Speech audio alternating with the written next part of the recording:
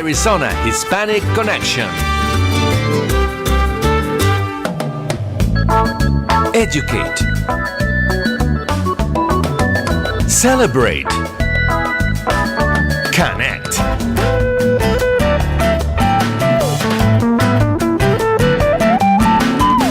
Arizona Hispanic Connection.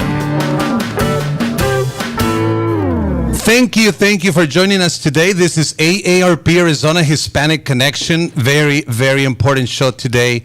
Disabilities, awareness, and event. Disabilities, awareness, and event. There's just a lot here in this word disabilities, a lot of history, a lot of suffering, a lot of issues.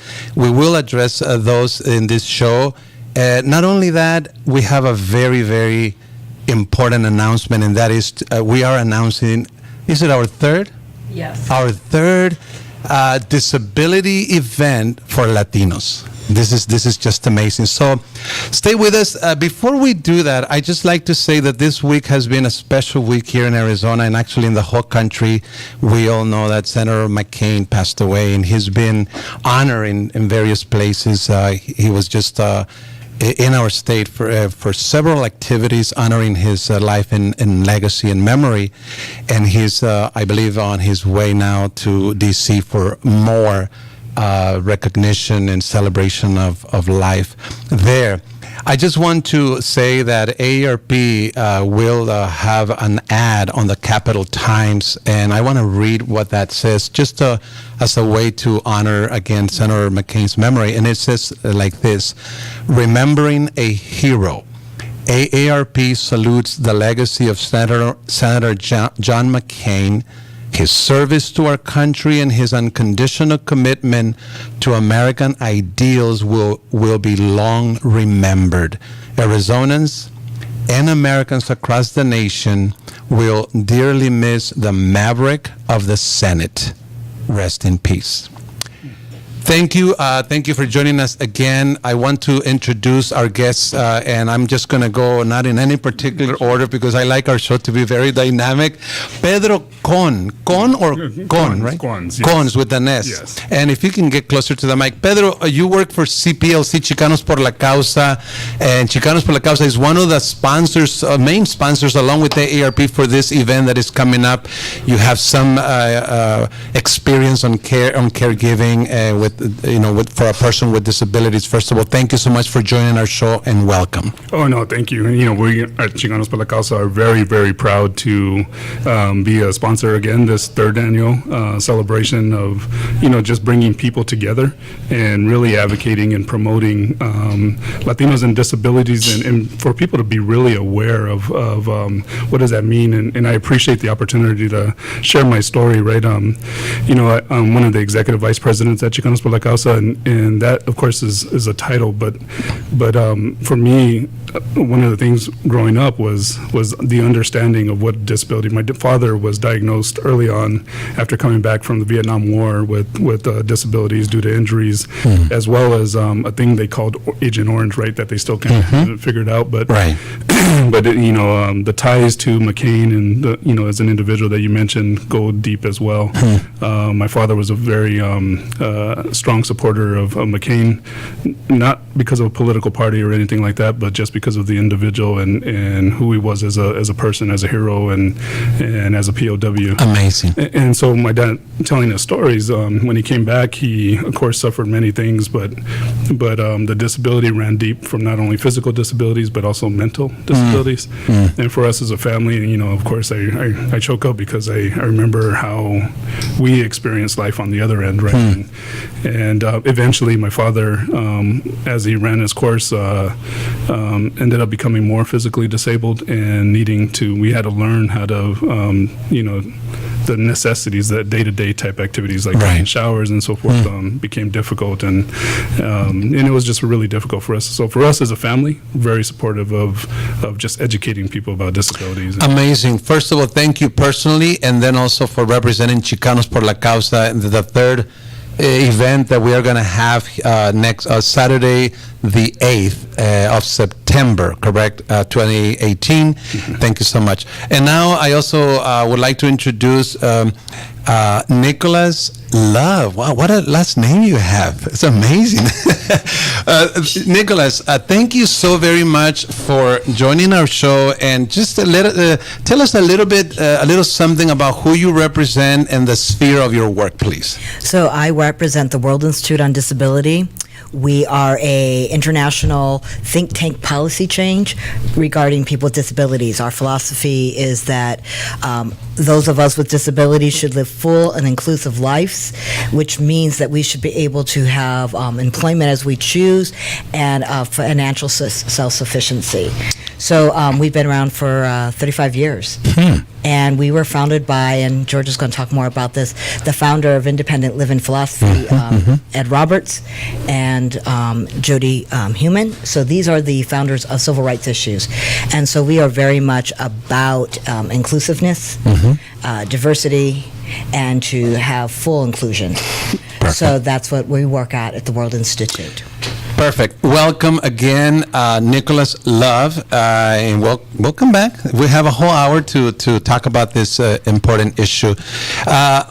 I call you E. Marie or E. Mari or Mari. Welcome, Mari. You are, to my knowledge, kind of like the architect, the brain of this event. You have first-hand experience with your daughter, I believe. First of all, thank you so much for putting the event and the concepts together and having the infrastructure in the community to have this kind of events. And this can only get bigger and better. So thank you again. And if you can get the mic to Mari. Thank you for everything that you are doing, and thank you for being here. Welcome. Well, thank you so very much, David. This is our third year, but it's not possible to even have a first year without Chicanos por la Causa and the support of AARP. So we're very, very grateful, and we're very excited to take this event out into the community this year. In the past, we asked folks to come to us, which could have been a little hard for them. So this year we're taking it on to the community. We're going into Alhambra High School, and we hope that we're going to have a much bigger turnout as we're taking the show on the road, as they say. Good. So everybody listening on radio or by Facebook Live, please listen careful. Help us spread the word. There are a lot of people that are going through maybe some issues with disabilities. They have family members, and we would love to have you join the event. It's the Saturday, September the 8th at Alhambra High School, which is at 38th Avenue and Camelback Road. Just across the street from GCU, correct? The university? Well, it's down the street from GCU, right next door to Alhambra Elementary School District. So both of the districts, Phoenix Union and Alhambra School District, are going to be real instrumental in outreaching to their families because we're in their neighborhood. Perfect. Thank you. Welcome back. Okay. And now George Garcia. George Garcia was with us the last time too, and thank you so much, George. If you can help this mic get to him. Welcome, George Garcia. Let me see if I can remember by heart the Southwest Institute for Families and Children. Yes, sir. That's Thank you. I got it. Southwest Institute for Families and Children. Got it. We usually go by just SWI. So welcome. Thank you. We're a nonprofit organization that specializes in supporting people through empowerment, advocacy, and knowledge. We work with all types of disabilities, and we help people, whether just learning how to advocate for themselves or how to become how to get employment, or learning about what are the different options out there. Okay, we have 10 minutes for this segment, and help us paint the picture, because I think history has there is history about concepts about disabilities. I have your PowerPoint, George, and there is this concepts about how people used to believe that a disability was more of a curse. You may have done something wrong in the family. That's why your son, daughter, whatever, this happened to you. But then there's other spheres in society, even in the medical. Can you help us paint the picture what this entails, and then if you feel that we've come a long way already? Okay. Yeah. Well, there's a lot to unpack there, but okay. Good. So there are ideas or ways in which people view disabilities. And that's not to say that they've gone away, because they're pretty much still active in a lot of circles. But at some point, one of the most prominent ways people looked at disabilities was in the religious view. It could have been a gift from God, it could have been a curse from God or gods, and the idea that you were either showing the suffering of Christ, or you were being punished for something that you may have done, or something your family did, Right. or something that you did in other past lives. But then as society moves on and as time moves on, things start to change, and you get into these social model views of disability, or the charity view of disability, in which society viewed people with disabilities as something to be felt sorry for, in terms of suffering, Right. wheelchair bound, stricken. These are all code words for, we feel sorry for you. We must take care of you. And oftentimes that led to, the idea of the idea that we would have to build these institutions to put people with disabilities. And they're beautiful buildings. I mean, there was magazine spreads out there in the 1800s that showed these huge buildings out in the countryside, but inside there were nightmares. They would lock people with disabilities in there, and the idea would be out of sight, out of mind. Wow. And then you get into the idea of a medical view of disabilities. And this is really important, because you look at how science evolved, especially after World War II. And you have, for instance, vaccines coming online. Salk cures polio and all this stuff. Disabilities are viewed as a medical condition that must be cured. In other words, you are what's wrong. You are not fitting into what's considered normal, what's considered right. And in other words, you need to be either fixed, or you need to figure out how to fit into the world. Wow. You're the one that still has a problem, not the rest of the society. Amazing. But then we get into this idea that, and where we are now, it's called the independent living philosophy, or the independent living movement. And this philosophy stems more that disabilities are not a medical condition, it's a societal condition. It's society. Wow. I may not be able to get into the building because I need a wheelchair, or that because I can't climb stairs. Rather, whoever designed that building didn't make it accessible for everybody. And so if we design a world that's accessible to everybody on all levels, whether it's a physical design, whether it's building a building that's accessible to everybody regardless of their disability, or making jobs more universally accessible for anybody with any type of disability, then the term disability sort of goes away. And that's sort of where we are now. So this is a huge sphere that shows, I would say, progress, lots of progress. I'm sure that you would agree that there's a lot to be done. Let me come to Nicholas. I believe you kind of embrace the same concepts as George. Would you mind giving us kind of like your take on pretty much the same thing? Yes. So, George and I have very similar philosophies about independent living philosophies of life. And I believe, very much like George stated, that it's not about my disability. I am one of those people that was medically cured. I had 24 surgeries before the age of 5 to cure me from my disability, and therefore spent the majority of my life thinking I didn't have one, though I lived in chronic pain, though I couldn't do certain things. And so therefore I believed that I should hide that and be shameful of it. And that's not what the reality is. The reality is each one of us as human beings have something about us that is different than someone else. And how do we approach that is our strength. And our society looks at how we approach it as a disability. And It's not. It's a strength. It's our gifts, in my opinion, and our ability to show our diversity. And our society that thinks that we're all supposed to look like each other and act like each other isn't a reality. When you look around, we are so different. This table, we are all different. Right. And that is the beauty of our world. So to show the strength of our disability and show that it's really society's issue, not ours. We don't need to be fixed. Our society view of who we are needs to be fixed. This is just amazing. I guess the evolution of perspective and understanding of this thing it's mind-boggling. I love it. Can you imagine from thinking that you had a demon, because that's why you were born like this, or this or the other, and to a point where it is society what needs to adapt, and not the people with disability. We have about 3 minutes, Marie. I want to come back to you. Take the mic and. What was your vision originally when you thought of having a disability event for Latinos? Okay. So, I'm a parent of a child with a disability. My daughter's she'll be 16 in December.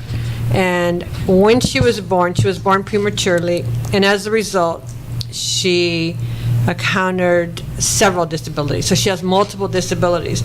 So in going through this experience, it was just a whole new world. I had to learn acronyms. I had to learn about agencies and programs.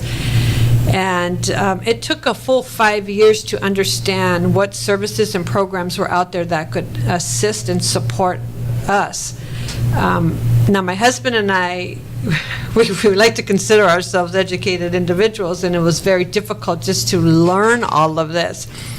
And so I thought to myself, if I'm having a hard time learning this world and learning the agencies and the acronyms and the programs, what about individuals with culture barriers or language barriers, or just the barriers of not knowing their community? And so I put on a special needs resource fair just for Levine, for the families of Levine. And we had over 400 individuals attend that event. Wow. And I had George on a panel, and George said, we really need to take this citywide. Look at this is amazing. Here. 400. 400. We had 400 individuals. We couldn't fit in the gym. And so that's when we approached Ability 360 and asked if we could have the event there. And this time we decided to cater it to the Latino community because there were no events or no programs or services catering or being resourceful to the Latino community.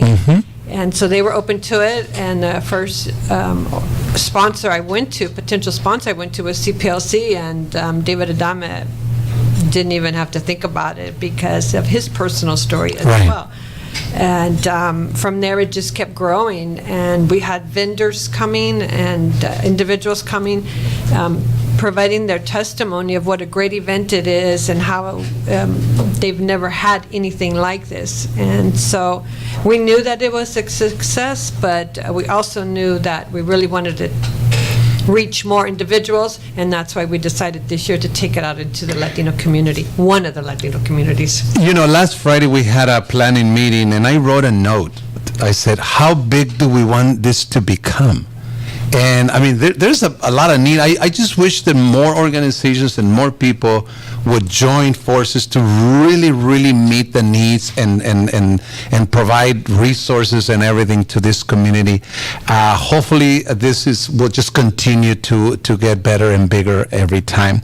We have to go on our first break. Stay with us. This is AARP Arizona Hispanic Connection. The subject today, disabilities, awareness, and event. We'll be right back. Hola, ¿qué tal amigos? Les habla su amiga Ruth González para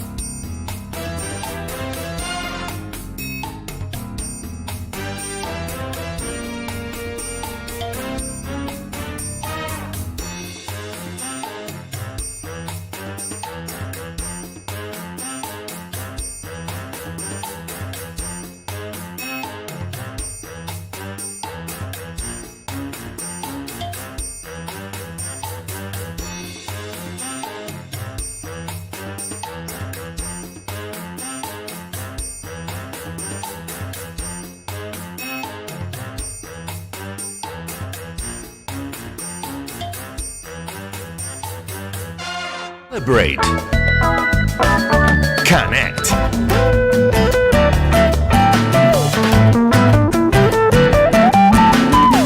Arizona Hispanic Connection. Thank you. Thank you for staying with us. This is AARP, Arizona Hispanic Connection, and I'm just so happy. When you do something positive, you feel good. Oh, yeah. And we have an excellent guest today talking about an amazing issue. I don't know. I have, I guess, this privilege of doing these talks because I'm the first one that benefits from getting a different perspective and broaden my view and touching my feelings and then eventually be invested in an issue. It's just amazing. I guess I do have this privilege, right, of having this guest. Pedro, you are again with Chicanos por la Causa, and you were telling us about your dad. So what are some of the, I guess, changes that take place in the family when you are faced with a family member who has perhaps some disabilities? You know, it was interesting, and after hearing my colleagues speak and just realizing too that my dad, I guess, was fortunate, right? He didn't see himself as having a disability. He saw himself as, just conquering the world. He lived life to the fullest, every aspect of it. He never really even talked about a disability. It was us that experienced something different, right? And trying to adapt or adjust. And I would say that definitely have learned a lot from my father. He since has passed. He died at the age of 54, and much too soon for me. Right, pretty young. But in the sense that of what I've learned from him is to be resilient and to really take on whatever challenges we face, because we all face challenges. We all have some kind of disability to whatever that may be for us, and it was about putting somebody in a bucket or a category or anything like that. I remember, if I may, I was in third grade, and I remember they called my mom and said, we are going to put your child. I was in second grade going into third grade, and they said, we're going to put your child in special education because he has a learning disability.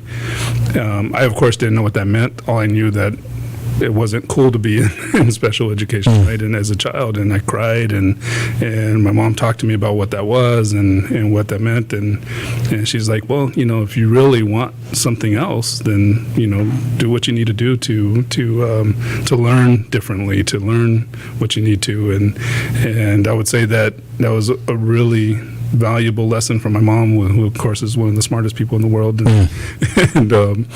and I just did that. And today I have 3 master's degree, working on my doctoral. How many? 3. Wow, congratulations. So amazing. But it was always that desire to learn more, because I always felt like I was behind. Wow, and you were so-called special education student, huh? Yes, definitely. Interesting. Oh, well, that was a category. Interesting. Yes. Well, thank you for sharing that. Now, Nicholas, please help us understand when somebody either has a disability or is a member of a family with a disability, what are some of these issues, areas that they're going to be facing, challenges and perhaps requiring a lot of empowerment, a lot of new concepts? Because, from George's sharing, if there is still that stigma, right, of, I'm a disabled person, I look different, and even bullying if you want to. So what are some of the areas that they're going to have to, travel through and kind of be empowered to overcome? Well, one of the first places is really, I believe, is starting with the individual themselves, is really helping the individual realize that what appears to be different is just the same as anybody else's differences, and working on that belief structure of that empowerment. Our society still looks at us as less than, that we don't have something to offer, particularly those who have significant disabilities. There are families who want to protect their children, and I understand that. I'm a parent myself of a child with a disability, and we want to protect our children, but in the same sense, you can't cocoon your child. So working on that first aspect of self. And one of the things that we don't have is we don't have a lot of people who are out there as our role models. And so for people with disabilities to be more visible, to be those role models, for perhaps when we're learning about civil rights in schools, we could learn about our civil rights with the disability community. We have a very strong civil rights history. That information, just to know that you are empowered and you come from an empowered group of people, and how we are eventually, this is kind of it is. You either have a disability or you're probably going to have one before you die, right? So those are your choices. So this is everyone's issues. So working on those first issues of empowerment of themselves, helping the family understand so that that cocoon isn't too protective. It's protective enough, but allowing for that independence like your mother let you do. And moving forward that way. Once the person themselves is empowered, when they face those barriers in society or their family or providers or an employer who says you can't, they now are strong enough to say, excuse me, you're mistaken. This is what I have to offer. Or they can also say, excuse me, this is my right. There are laws to protect me. There are things that are supposed to happen, and you need to step up to it. So those are where you need to start. And so then it goes out. My apologies. That's okay. It goes, I talk with my hands. It goes out and out and out from there. So starting with the individual, into the families, dealing with making sure that environment for that family, that home environment is what they need. So there's, accommodations. There are modifications. Our society is so tech savvy. There is absolutely no reason why people can't anymore. So technology pretty much opens a new world for people who perhaps physically cannot do certain things, correct? Yes. I mean, and people have to think about how to do things differently. Maybe a job. So people think, well, this is the way a job has to be done because this is the way it's always been done in the past. Why? This is, there's a lot of jobs that say you have to lift between 10 to 15 pounds. Why? Do you really have to? No. So what do we look at for this job? I had a parent once who told me that their child couldn't, and this goes perfectly in what we're doing today, their child could not go to work because they were nonverbal. And I said, well, then they probably shouldn't be a DJ. That's the only job they probably shouldn't do. But that doesn't mean they can't do other things. Of course. So our technology allows for so much nowadays. And reasonable accommodations under the ADA says you have a right to them. Now let me ask you one more question, because we talked off the air about Social Security benefits. A lot of times when people have disabilities, they will apply for disability, and if granted, the amount of money they're going to get is not a lot. If they don't have work history, they're going to get SSI, which is $750 a person roughly. So you were telling me that your job is to basically help people think beyond that. Right, because that Please talk to us about that. That $750 is the max somebody's going to get on SSI, supplemental security income. Supplementing the income you don't have due to lack of work history, resources. $750, which is 24% below the poverty level. So we're saying that it's perfectly okay for people with disability to live in poverty because of their disabilities. I don't think so. So Social Security actually creates rules to help people maximize their earning potentials. So you may utilize Social Security to be able to get health care and be able to maintain that health care, and you can still do that and go to work. And what I do is I help people understand that people with disabilities shouldn't think about what benefits I can get. They should think about what is my earning potential and go for the maximum. Because even if somebody goes and works beyond that, the maximum is going to keep them in poverty forever. Now, who's doing empowerment service of talks? I mean, this is great, but where can they get it, Eve Marie? Yeah, I'll tell you. Actually, can you hold? I can. At the Expo and Forum, we call it Expo and Forum because at the Expo we're going to have over 50 resource and information tables. At the Forum we're going to have 8 workshops. Right. One of the workshops is going to be disability benefits, the requirements, and how to file. Another one is going to be navigating vocational rehab. Another one is going to be ticket to work.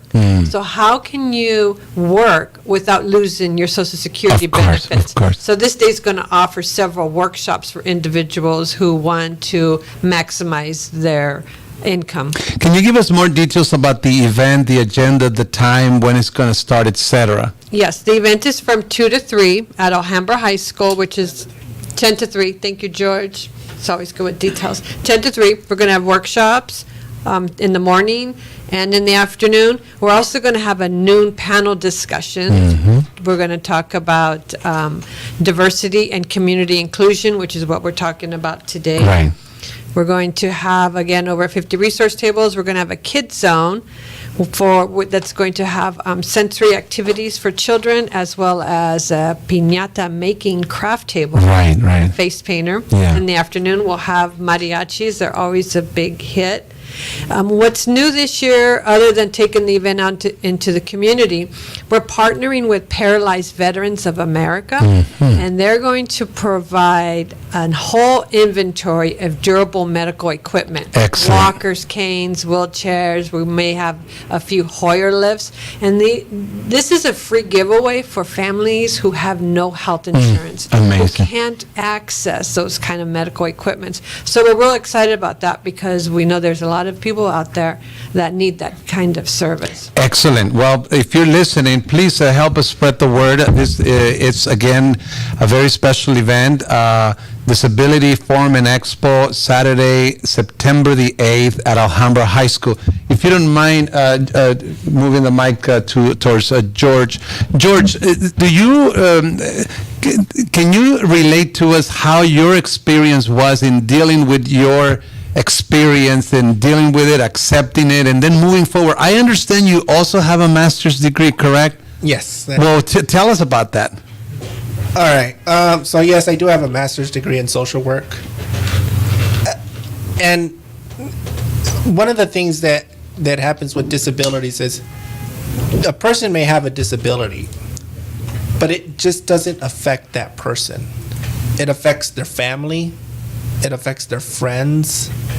And I came from a very supportive family and circle of friends that I really wouldn't be able to be where I am today without them. First of all, my mom and my dad and my brothers, they're my first, they're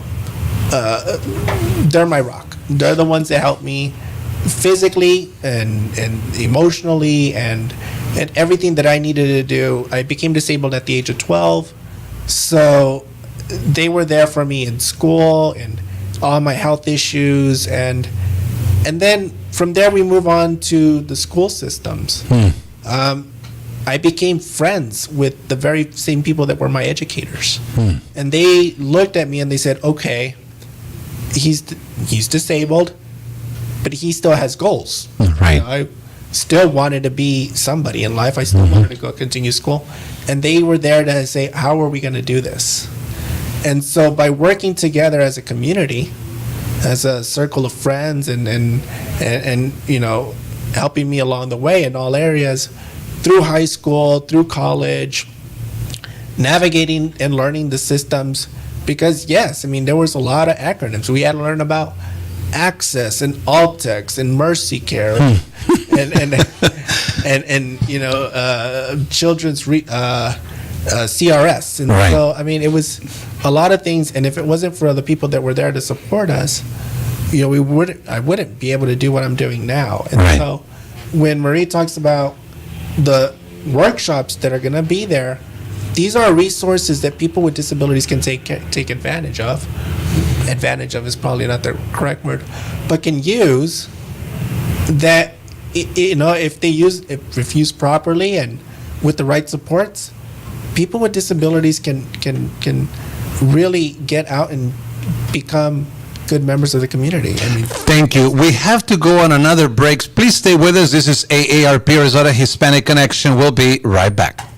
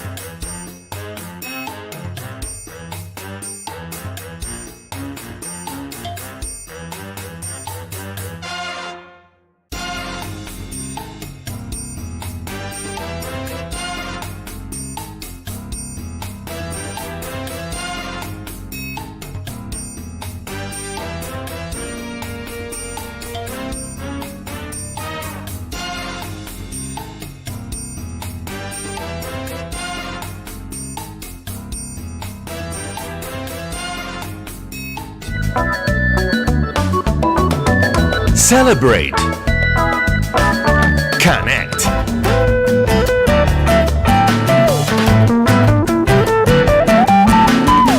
Arizona Hispanic Connection.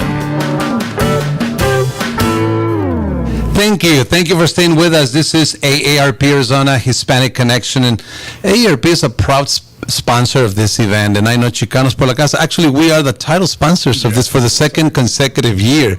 So this is very good. We really believe in the vision that George and Marie have, and I believe that it will serve a good purpose. And like I said earlier, it can only get bigger and better. So please spread the word. Again, this is an important event. September the 8th, it's a Saturday, at Alhambra High School. Let me come back to you, Mr. Love, Nicholas. Who is credited, if I may use that word, for starting this movement into perhaps giving us a different perspective of disabilities and eventually passing legislation? Well, originally, there's been movement throughout our history of individuals who've said, no, this is who I am and this is what disability is. But Ed Roberts is kind of seen as the father of independent living philosophy, which is the philosophy George and I talk about, and really gears what we do nowadays for disability issues. And Ed Roberts had polio and was unable to basically move. And so he wanted to go to school, and they said, you can't go to school, and he was like, watch me. So Ed Roberts was in California, and he demanded his ability to go to school, and did, and tried to go through what was vocational rehab in California. And I'm very much shortcutting this, because one of the things I find interesting is vocational rehab said that Ed Roberts was unemployable. And this is something a lot of people with disabilities hear from vocational rehab. You have disability so severe you can't go to work. Well, Ed Roberts didn't believe that to be true. And in fact, eventually, Ed Roberts' job was the director of vocational rehab in California. Amazing. That is what I love about that story. So Ed Roberts, along with several other people with disabilities, joined together on the campus of Berkeley University and said, no, this is what we're going to do, and we're going to change it. So they demanded their rights, and there were sit-ins, and people chained themselves, and people climbed the stairs of Washington, D.C., and demanded that we sign legislation that says that Americans with disabilities have the same rights to access.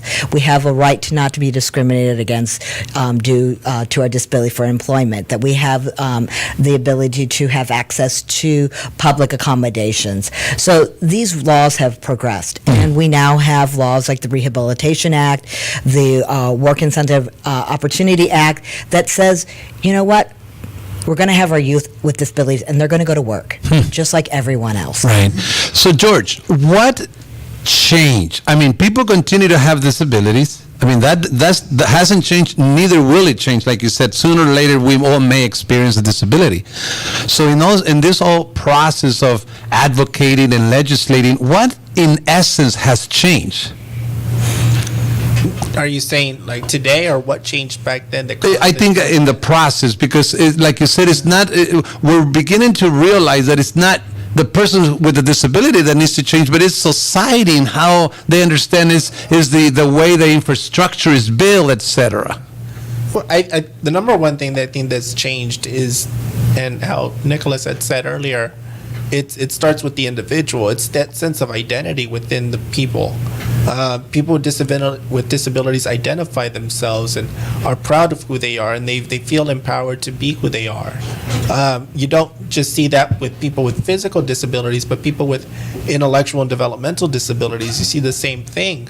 They have their own civil rights movements that also took place in the 1960s and 70s, called the self-advocacy movement, in which people with intellectual disabilities said, yes, I want to be able to make my own decisions, and I want to be more than what you consider me. They created what was known as the People First movement, or the idea that I am a person first. Right.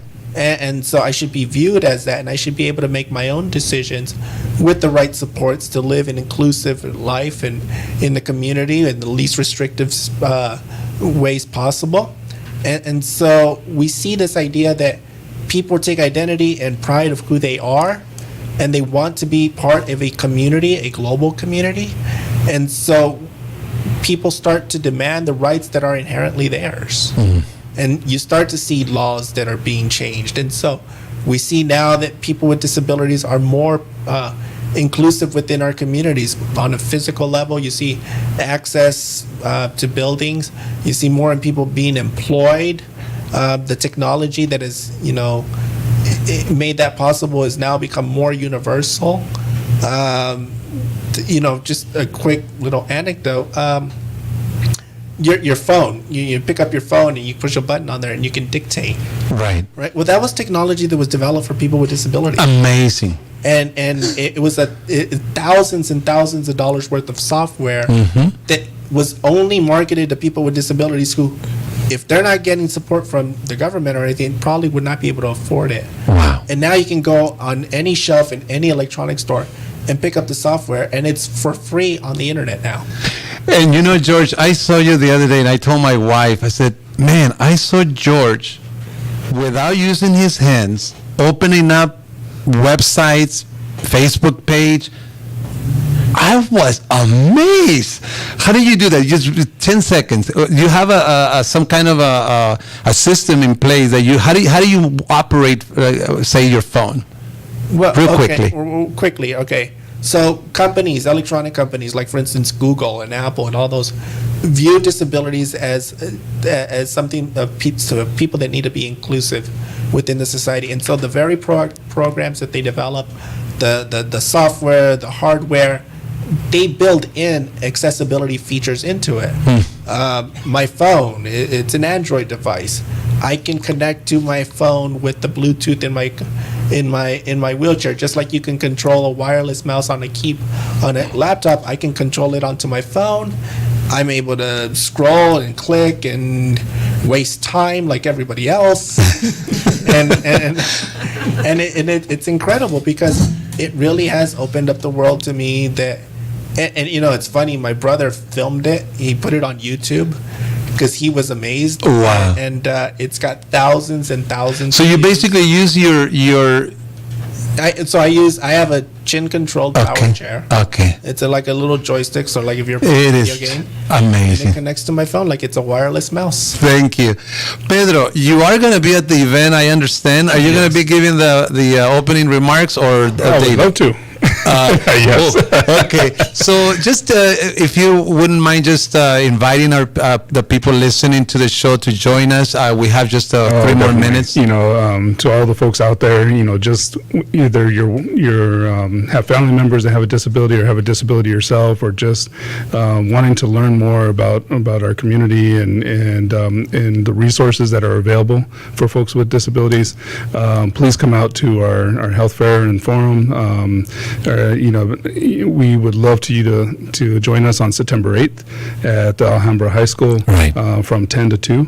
And, we're looking forward to, we're all going to be out there, everyone here on this panel, and Right. looking forward to seeing all the community come out. Yes, thank you. See what you started, Marie? You wanted to add something, George? Yes. Well, I just wanted to say that if they need more information, there is websites and there is a Facebook page. So if you go to Facebook, you can look up the 2018 Disability Forum and Expo, and it's an event page there, so you can learn more about what we're doing.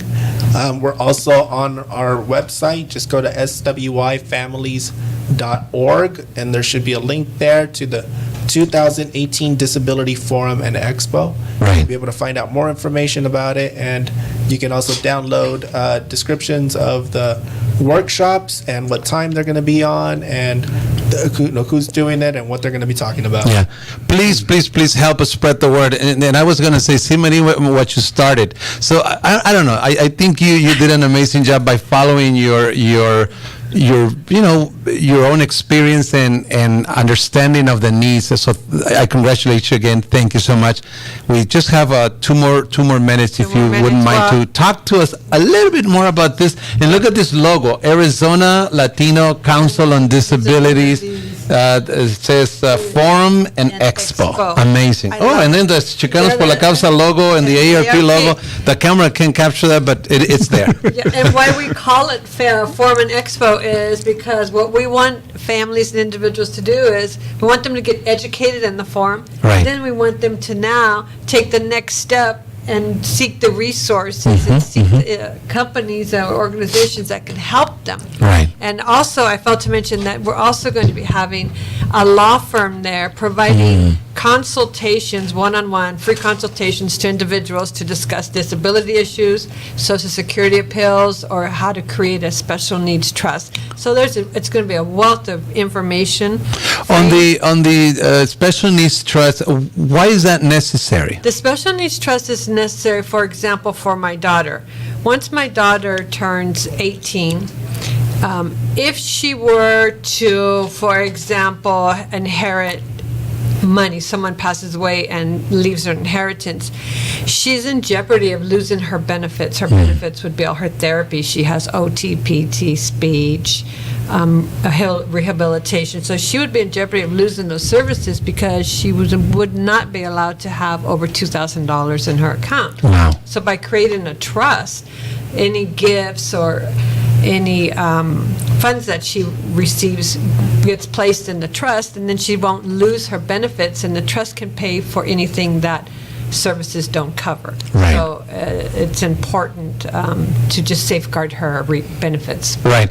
Are you going to be at the event, Nicholas? Yes. Nicholas is on the panel. I am on the panel talking Oh, about that's diversity right. and inclusion. Oh, I forgot that one. Sorry. No, I will be there. So what else can they get at the event?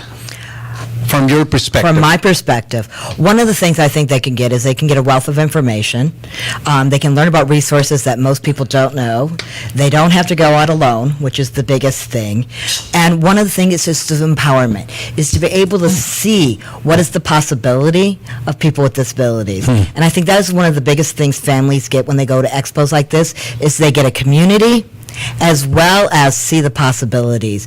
And when we talked about what's changed, yeah, it's a lot of people fighting, but the more people with disabilities are visible and showing our empowerment, the more our society sees our capacities and no longer looks at us as less than. So that community aspect is important. So just being visible is huge. So coming out to the expo will allow you to have the resources, that community, and that exposure that can truly change one's life. Thank you. I want to thank all our guests today. I think momentum is growing.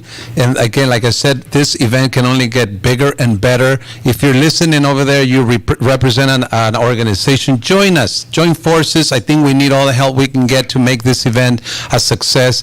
And then, like I said, create momentum. Pedro Con from Chicanos por la Causa, thank you for joining us. Thomas, Nicholas Love. Yeah. George Garcia and Marie. Thank you so much. Thank you for listening today. This was AARP Arizona Hispanic Connection. Have a great day. La 1190 AM es más que una estación de radio, es también una plataforma multimedia completa y ahora está más a tu alcance.